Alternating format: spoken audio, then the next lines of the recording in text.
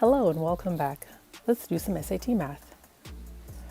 We are given Kathy is a repair technician for a phone company. Each week she receives a batch of phones that need repairs.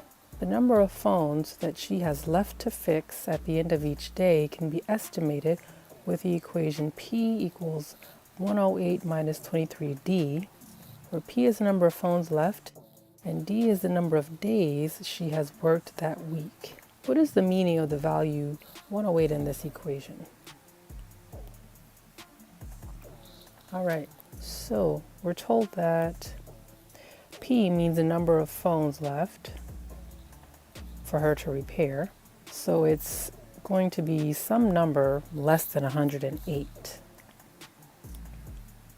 They also tell us that D is the number of days that she has worked that week. So this part here, 23D, that means she can repair 23 phones each day that she's at work. And the question is, what's the meaning of the value 108? Well, that would be the number of phones that initially she knows that she has to repair by the end of the week.